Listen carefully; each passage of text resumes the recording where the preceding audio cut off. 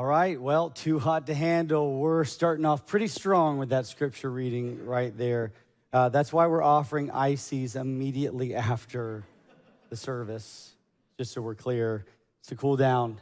Hey, we are going to talk about some things that may be uncomfortable just in general to talk about, but we feel like there's necessary conversations that must be had within the church, and this is one of those necessary conversations.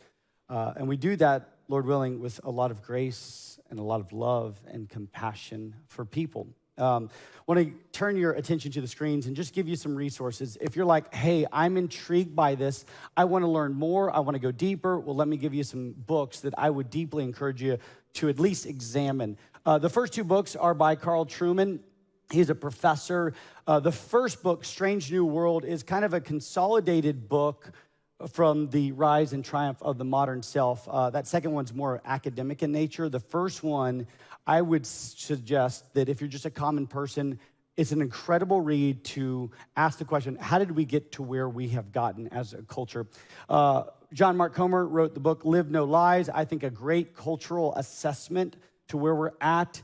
The gender revolution, that is a scientific approach to what we are experiencing here. So if you want the historical, theoretical, those first three books, if you want the science behind some of the thoughts that we're going to be talking about it, that's in that gender revolution book. And then God Made Boys and Girls.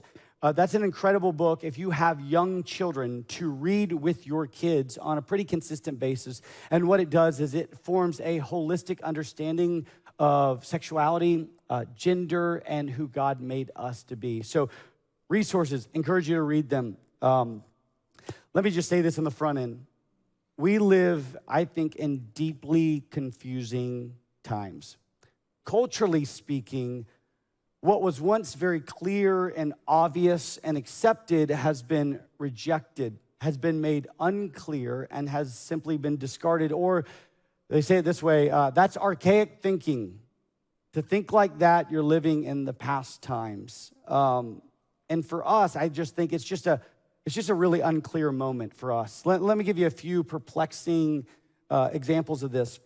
2015, there was a prominent civil rights advocate, actually the leader of the NAACP in Spokane, Washington, Rachel Dolezal, was found to be lying about her race. And this is what makes this really confusing. She was asked in an interview, a public interview, hey, are you African American? And her response was, I'm not sure what you're asking me. The reason why they asked that is a few weeks earlier, her parents, who are of European descent and who are white, came to the local newspaper and said, hey, our daughter has been lying about her race, and this is a picture of her in her childhood, and that's a picture of her later on. She was using such things as supplements that would change her skin complexion, doing different hair designs and styles, and then she assumed the role of an African-American woman. She would later on go ahead and admit, okay, I'm not African-American per se, but I identify as a black woman. I'll let her speak for herself. She says this, well, I think in America, race is a social construct. I do like the term trans black because it kind of covers the I wasn't born this way, but this is who I really am component. Historically, what was clear and obvious is your race, your genealogy, your heritage, your biology would identify what race, but now it seems that whatever we feel, we can identify as.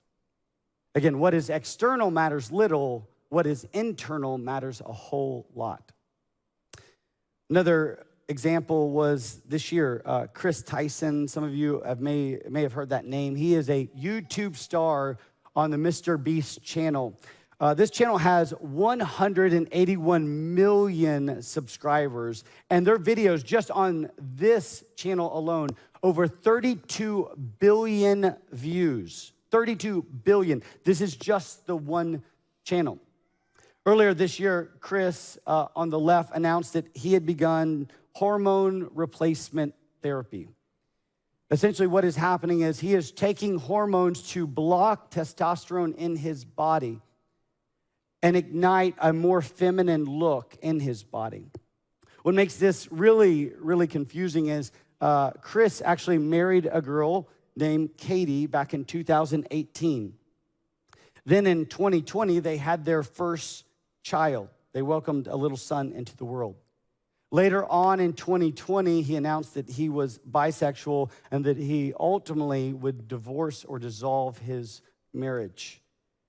And he said in an interview, and this is what's really bizarre and confusing for many, is he said that becoming a parent to his 2-year-old son, Tucker, motivated him to start the hormone treatment.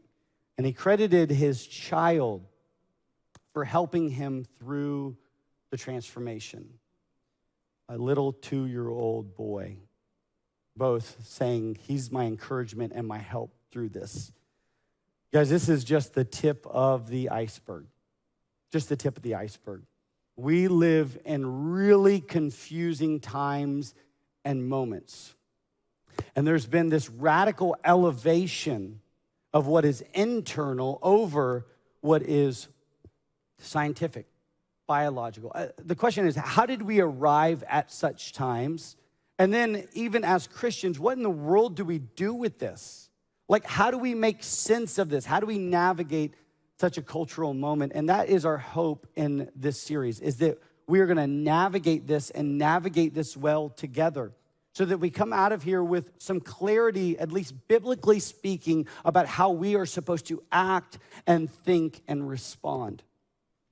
Now, this Roman passage that we just read before the start of the message, it was a very timely message to the church in Rome. It was written by Paul to a church in Rome, and he is dealing with all kinds of issues there. They clearly had some confusing times there. So the message that he wrote, it was a timely message for them. But we say this often, the Bible is both timely and timeless. So here we sit 2,000 years later. We are sitting here in the United States of America, and we're going through really confusing times, but this passage has an ability to read us, or at least put up a mirror for us to actually understand what is exactly happening right now. That's what I love about the scriptures. Though ancient, though written thousands of years ago, still have application and give us clarity now. So I'm going to read those first 2 verses, which really function almost like a header for the entire section. The entire passage actually just expounds on these first 2 verses. This is what it says. For the wrath of God is revealed from heaven against all ungodliness and unrighteousness of men, who by their unrighteousness suppress the truth. For what can be known about God is plain to them because God has shown it to them. Heavy stuff, right out of the gate. In this passage, he talks about God's wrath. And I think we have some misunderstandings. So first, let's get on the same page of what exactly is God's wrath and what is he speaking about right here. Well, when we think about God's wrath, we think about maybe a parent that's seething with anger and rage. I mean, just boiling over.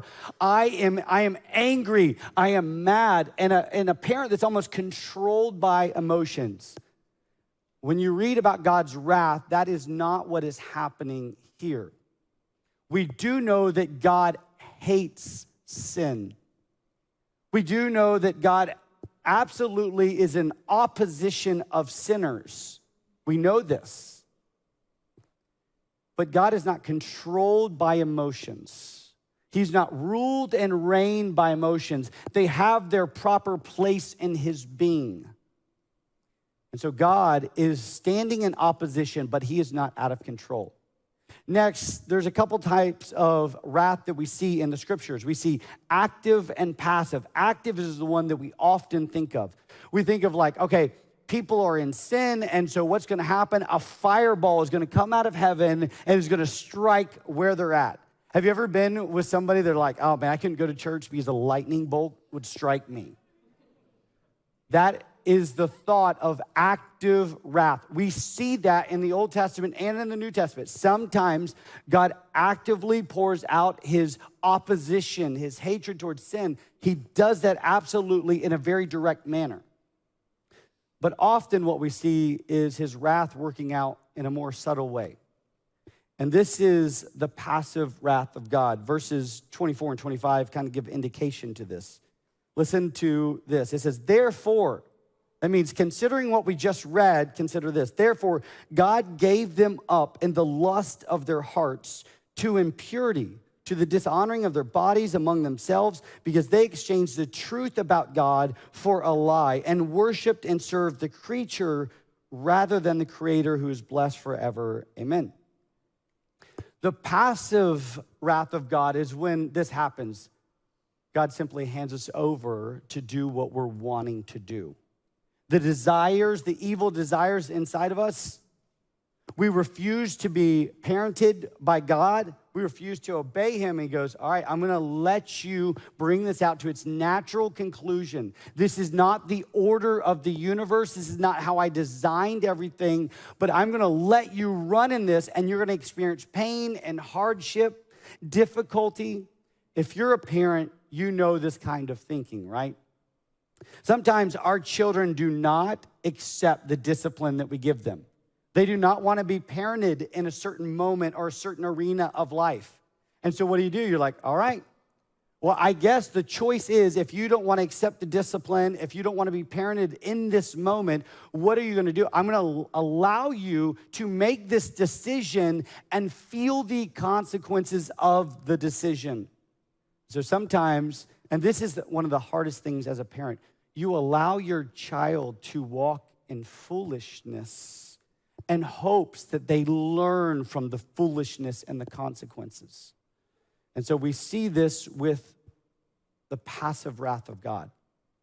He's like, all right, I'm giving you up. What you're desiring inside, what's happening inside, I'm giving you over to these thoughts, these evil intentions, these desires, these feelings. I'm handing over you to those things. H.H. Farmer, he wrote really a good summary of the passive wrath of God in some ways. This is what he says. He says, when you go against the grain of the universe, you get splinters. In other words, there's an order and design to all that we see, both morally and physically. And when we go against the grain of that, well, we get splinters. The passive wrath of God, handing us over to the lust of our hearts. Now, what are we doing here in this moment? Well, he says very clearly in these first two verses that what's happening is we're trying to suppress what's true. That word suppress is almost like a wrestler trying to pin down another wrestler, trying to pin them to the mat, does not allow them to get up. And so what you have here is those that are walking in the own lust of their own hearts. They're trying to pin down what is true and trying to elevate a lie. It says this multiple times. God's given them over. They exchange what truth for a lie over and over. Now, what is truth? Just generally speaking, truth is that which is fact or reality. Think about this is the design. So gravity is true. It's just what is. So it's fine. If you don't feel like gravity is true, it's okay. But you're going to experience consequences if you naturally live that out. I mean, I was on a ladder yesterday. And I'm trying to explain to my boys, you need to hold the bottom of this ladder. Because if I fall off in my 40s, things are breaking and breaking pretty bad. Why? Well, the law of gravity, whether I want to accept that or not, it's true. And if I feel like it's not, well, I'm going to feel the splinters of that decision. So that's what truth is. So there's a holding down, a suppressing of truth, and an elevation of a lie. So let me just briefly summarize this. What is this passage explaining? We escape or attempt to escape divine authority and try to elevate ourselves. We want to be our own authority. We want no external authority. We want to be our own authority and our own God. This has been the lie from the beginning, right? What does the serpent tell Eve? You'll be like God. And ever since that, we've been attempting to live against the grain of the universe, the design, the order of the universe. And there's consequences to it. Now, what I think about this passage is it's beginning to give us clarity in this moment. So how is it doing this in 2023 in the United States? Well, think about the way culture thinks about truth and authority. I want to give you some just cultural expressions or sayings that we have, right? We say things like, follow your heart, my truth, speak your truth, you do you, be true to yourself. And what are we communicating with those sayings? We're communicating that there is no external authority for you. Right? You are free to define what is true for yourself. You are free to be the authority figure of your own life. Oprah summed this up in her 2018 Golden Globe speech. This is what she says. What I know for sure, in other words, what I know positively, ready for this, is that speaking your truth is the most powerful tool we have. I'm the authority. I'm the one that defines what is right and wrong. I'm the one that defines morality. And whatever I think, I have to speak it. I have to live it. Our culture is shaping us and forming us in such a way that just like Paul was teaching the Romans, we are trying to escape divine authority and order and morality, and we are attempting to be our own gods in such a culture. And here's what's really fascinating. You know, this starts at a very, very young age. If you think this is just an adult issue, I want to read to you Elsa. You ready? Her famous song, Let It Go. Have you considered the words of this song? I mean, really considered the words of the song. Listen to the words. It's time to see what I can do. No right, no wrong, no rules for me. I'm free. We got millions of kids singing this song. No right, no wrong, no rules for me. I'm free. What this is actually teaching, it's teaching our kids this. And by the way, we've sung it in my car too, so I get it. There's no judgment here. I'm just saying this is what culture's teaching, not just the adults, but the kids. It's teaching this. Not only are you the authority figure of your life, but any external authority is oppressive. I'm finally free. There's no right or wrong. I don't have to live by any other set of rules or values or morals. I'm finally free, guys. We are subtly taught that external authority is oppressive. It prevents us from thriving. We're not going to leave Elsa just this moment, all right? Let's go back to the song, Let It Go. Because what she's going to teach us is, again, just the nail on the head of how culture thinks. You ready? Conceal, don't feel. Don't let them know. Well, now they know. Let it go. Let it, nobody? Okay, let it go. Can't hold it back anymore. Thank you. Thank you. Never got applause for my singing, so this is a first and a unique place right now. What she's telling you right there is, I've been told by all these rules that are oppressive to me that I'm not supposed to feel. I got to conceal how I am, what's happening inside. Now that I'm free, I'm letting it all go.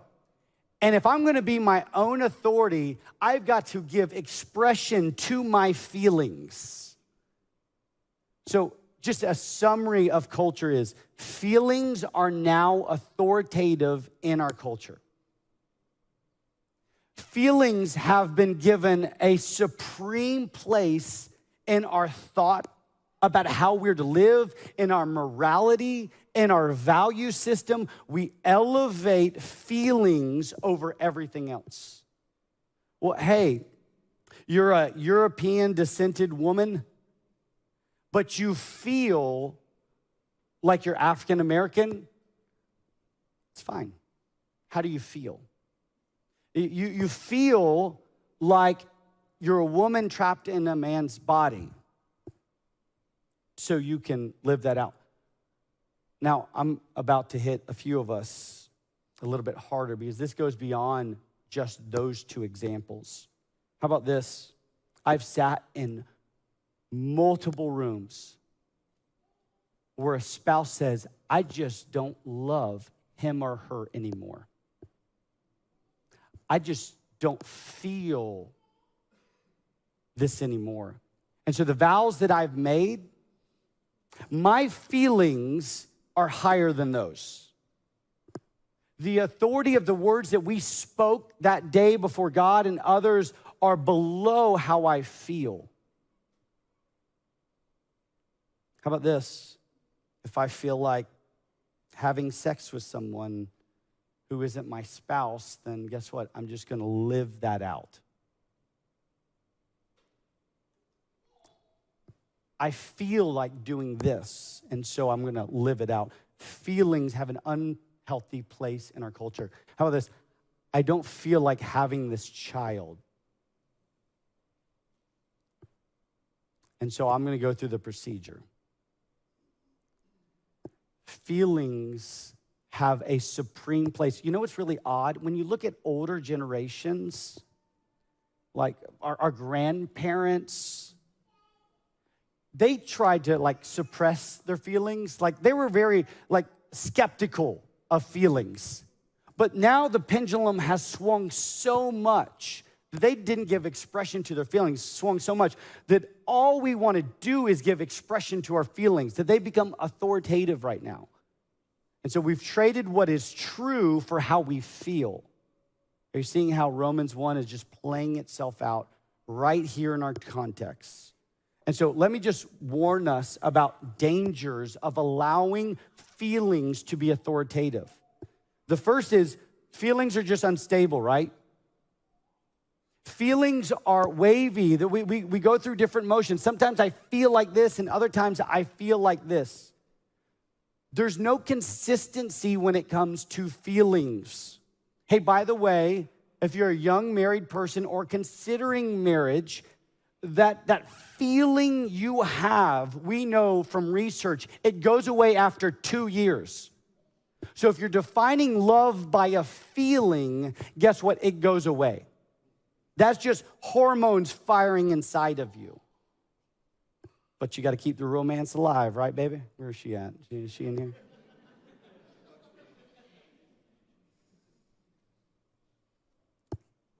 They're always changing. Here is a jaw-dropping stat. You ready for this? According to, it was an article and research done called Gender Dysphoria in Childhood, and it was in the International Review of Psychiatry. It found this. You ready for this? 85% of people who experience gender dysphoria in childhood and receive therapy, not hormone therapy, counseling, we're gonna wait this out, we're not gonna make any rash decisions. 85% of them then come to accept their biological sex at or after puberty. And my goodness, we'll talk about this more next week. We are pushing people towards making such decisions, major life implication decisions to our youngsters, saying, if you feel that way. And here's what we know. All research says you won't always feel that way. Why? Because feelings are inconsistent and unstable. How about this? Feelings are just ambiguous in general, right? Where do we draw the line? If feelings are authoritative right now, and I feel like this. I feel like I can live this way. I feel like this is moral. Where in the world can we ever draw a line? If feelings are authoritative, then we have no standard, no line in the sand. It's just fuzzy. You know, it's really interesting in our culture. We've made feelings authoritative, right? But yet we still try to draw lines that are hard. Well, why do we draw those lines? How about this? What if your feelings are opposed to my feelings and they're at odds with one another? A great example that I was given in my research is, like, what if you feel like women should be able to wear what they want at the beach? But then a Muslim man or woman feels like, no, there's restraints. Well, who's right? And again, I'm not answering that question. I'm just showing you in a very tangible way how our feelings can be ambiguous, how they can be at odds with one another. And if they are authoritative, we have no standard and no line. How about this? Does giving in to our feelings, is it actually bringing the freedom that we're desiring? So Elsa sings like, hey, I'm letting it go. I'm not going to conceal. I'm going to feel. I'm going to give expression to my feelings. There's no rules for me. How I want to live is how I'm going to live. Has that kind of mentality worked well in our culture? Just going to give you some stats right here that are jaw-dropping. John Mark Comer, in his book, Live No Lies, he points to a study that was done. He says, basically, the sexual revolution of the 1960s set in motion a cascade effect. Sexual revolution, we're going to throw off all kinds of norms, more sexual norms, sexual morality. We're just casting all that off. That's what happened in the 60s. But listen to this.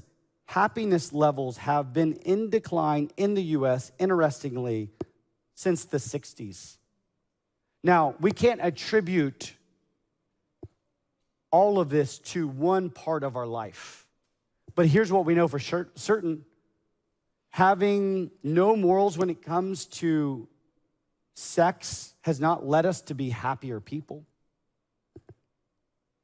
Abigail Tucker, she wrote in the Smithsonian Magazine, she discovered that the more sexual partners you have, the less capable your body is of intimacy.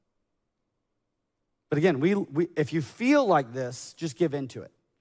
And we know literally from a physiological standpoint that the more we give into it, the less we have an ability to really intimately connect with another individual.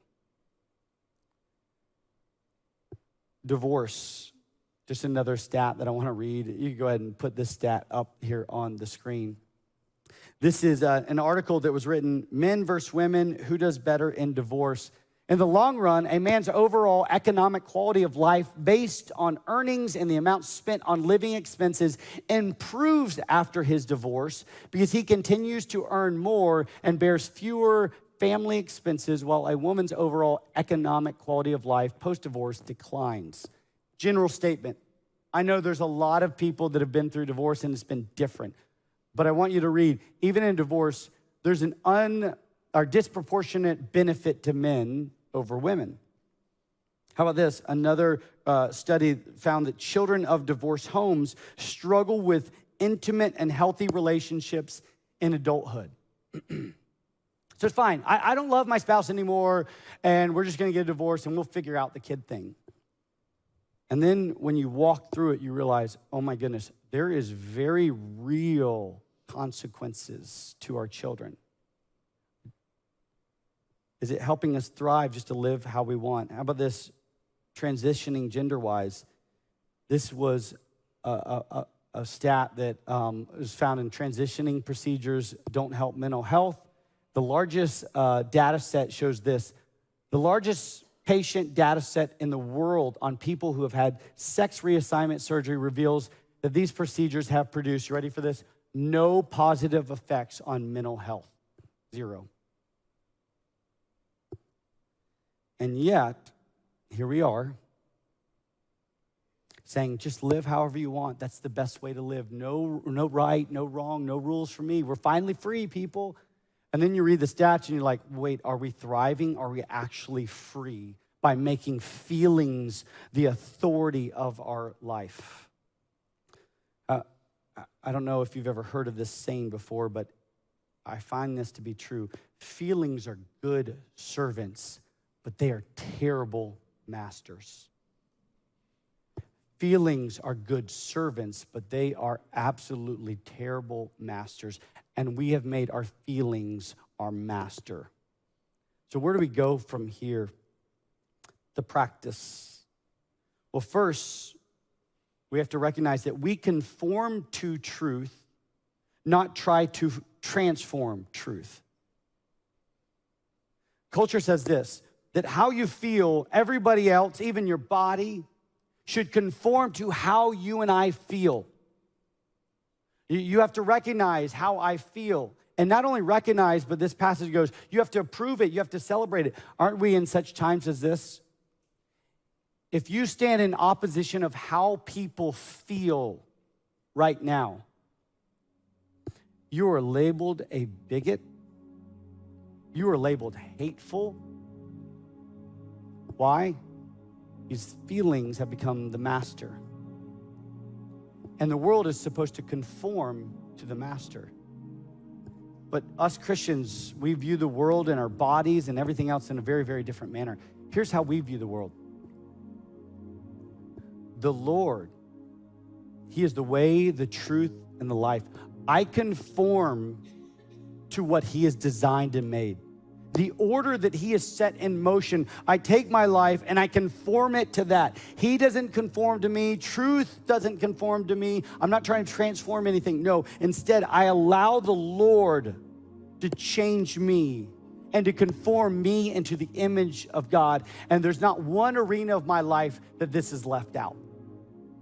My soul, my body, my relationships, my finances, like, Lord, conform me into your image. But again, culture is against this. So here's what I'm going to encourage you to do. There's two practices within this practice that I think are really important. The first is you and I have to be hearers of what is true. We are inundated with other messages all throughout the week. Culture is constantly trying to shape and form us through social media, through news, through movies, through songs. And so what happens is if we don't balance this out with what is true and hearing what is true, we will get lost in the cultural narratives that are defining our world today. And so what we need to be, friends, simply said, is we need to be hearers of the word. We elevate this all the time. You need to be reading the scriptures.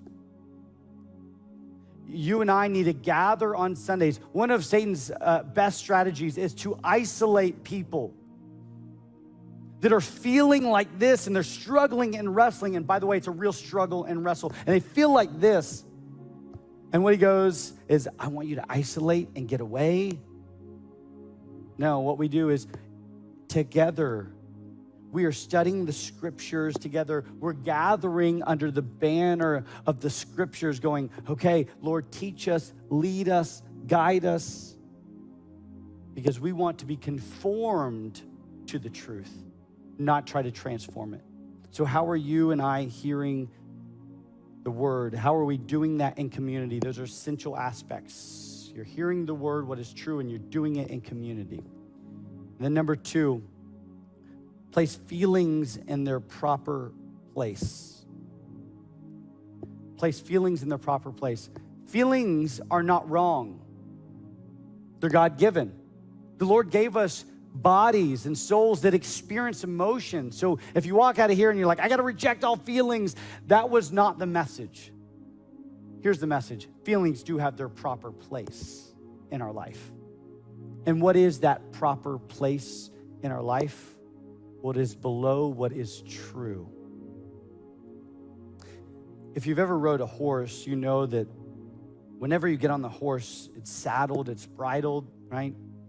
Everything's set up so that when I want the horse to turn this way, I pull the reins this way and he turns this way. Now, can you imagine getting on a horse that is not bridled? No saddle, you just get on the horse. And you have no way to control which way the horse is going. That is how living life based on solely emotions looks like. Your emotions and your feelings will take you anywhere they want to go. And in any given moment, you may feel like this, and then it's going to be inconsistent, and you'll feel like this. But what we do is we put them in the proper place under truth. We have that horse that is bridled and saddled, and we're able to turn. I don't feel like this, but I know this is true. And so a great practice is that we do not listen to ourselves, but we preach to ourselves what is true. See, if you listen to yourself long enough, here's what I know. There's lies and cultural narratives that are swimming deep inside of us. And if we just listen to ourselves, we start preaching or start listening to the lies that have been told to us. And what we need to do is begin to preach the truth to ourselves. Some of you think that I'm the only preacher in this room. That is not true. You are one of the most important preachers in your life because you have to constantly preach what is true. And by the way, here's an expectation. Don't expect to change overnight sometimes. Sometimes we could have feelings for years. But man, we are battling and we're struggling through it. We're in community. We're hearing the word. We're preaching to ourselves. And over time, the Lord changes us radically. Friends, we have a great authority. His name is Jesus. He is the way, the truth, and the life. That's what we submit to.